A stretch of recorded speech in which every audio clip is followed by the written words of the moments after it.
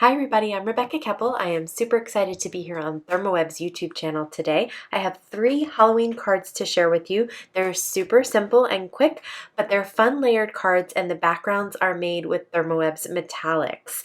And the Metallix are really fun because you can use them over stencils and create a nice shiny background. First, I'm going to start with the Pixie Spray. I like to spray the back of my cardstock down to my work surface, which is my Waffle Flower Water Media Mat, and then spray the back of the stencil or template and lay that down over my cardstock, and everything is going to stay really nice and still. I am using the Therm O Web Metallix. This one is the silver pewter, and I'm using the stencil pal as well. The stencil pal is great because it's large enough to get a really smooth, thin application, and you can see that right there. Everything is nice and even, it is smooth, and I got a thin enough application that it's going to dry quickly. I had enough of the Pixie Spray on the back of the stencil that I did not have to respray it to reposition it onto a different piece of cardstock here. So I'm using different colored cardstocks and different colored metallics. This is the pure gold, but I always use that stencil pal to get that nice thin application, especially when I'm trying to do quick and simple cards. I want it to dry really fast. Sometimes I like that thick application that gives you lots of dimension as well as shine, but for quick cards, you definitely want a nice thin application so that it's going to dry really quickly. Once I get my backgrounds done, I'm just going to set them aside, and you can see these dried really fast, like within an hour easily. And so usually with wet stuff, I like to let it dry overnight, but this kind of a thin application is fine.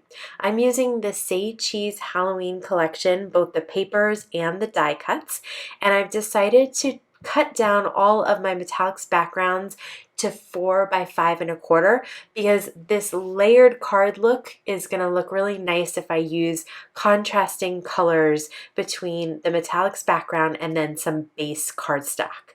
So you can see there I have the purple with the gold dots on top of a really nice key lime, and then I have the black with the pewter dots on top of orange, and I have a gray with the black pearl dots on top of black cardstock. And I'll list all the cardstock colors down below for you if you're interested. They're all Gina K Designs cardstocks. Okay, now I use some circle dies to cut out large circles of the pattern paper, smaller circles of contrasting color cardstock, and now I'm going to sift through all the die cuts, and there are a ton of them in this collection, to see what I want to layer up. So I'm going to use a lot of the Gina K foam squares. Some items are going to be flat on my cards and some are going to be popped up with foam squares. And I think that's just a really easy way to mass produce cards, is to die cut a shape like circles or squares, layer them on top of each other, and use some foam squares to pop some things up for some dimension and interest. So once I have my larger circle adhered down with some adhesive that's flat to the card panel, then I'm going to pop up that colorful cardstock, and now I'm also popping up some die cuts as well. And you'll see some die cuts will be flat too. So I'm just trying to get a mix of colors and patterns. I really like the way that turquoise looked on the black. And then for this one, the bats I thought were so cute. And the cool thing about the Gina K Designs foam squares is they come in black and white. So if you're adhering black cardstock like I was there, you can definitely use the black foam squares and you won't see the white peeking out from behind, which is really nice. Obviously for those white die cuts, I am going to use the white foam squares. And just 1 or 2 is plenty. You don't have to have it foam to foam edge. And I just love these die cuts. I thought they were so cute. The collection also comes with a 12 by 12 sticker sheet. I like the option of being able to pop some things up as well as have some things lie flat. So that's why I tend to gravitate towards the die cuts. Although I have, of course, taken the adhesive off of the back of stickers using an embossing tool like the powder tool or whatever, but I didn't have that kind of time because these are 3 quick and simple cards. So I'm using just basic shapes, layering them on top of each other. So I have 2 rectangles layered on top of each other, 2 circles layered on top of each other, and then some fun die cuts layered on top of each other. And I think that when you stick to a really simple design like that, it makes it really easy to mass produce. So make all your metallics backgrounds first. Say you're making 3 to 6 cards. Just do all those first. Once they're all dry, cut them down and then start layering them up. And die cut all your circles at the same time, or squares, or whatever shape that you're using.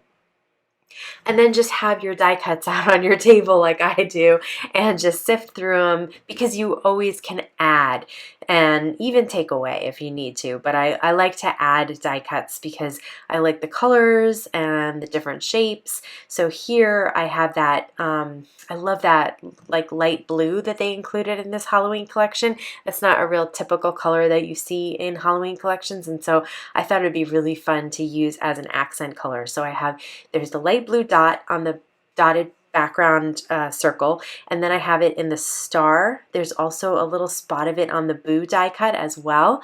So these are just really fun, quick and easy panels to pull together. Now it's time to turn them into cards. So I am just going to use a tape runner and adhere them all to top folding 4 1/4 by 5 1/2 inch note cards. And I like to use the Gina for ThermOWeb white cardstock because it's a really heavyweight cardstock, but it's also really easy to fold, folds like butter, and is just a great card base. So once I have them all turned into cards, I decided I wanted to add a little bit of extra sparkle and shine, so I am using that ThermOWeb Ultra Bond adhesive.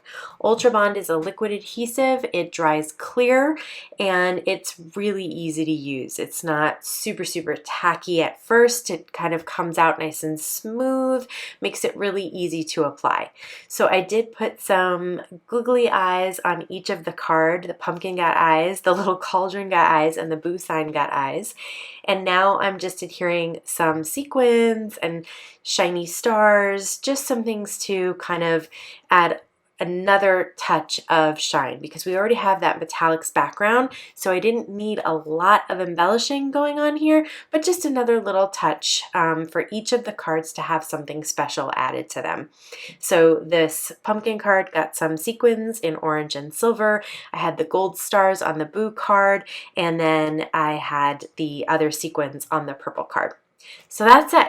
Really easy to pull these cards together once you have a plan. So just again, pull out your metallics, make some quick backgrounds, and then add some layers and you are done. I want to thank you so much for stopping by today. If you're interested in the products that I use, they will all be linked down below. Have a wonderful day.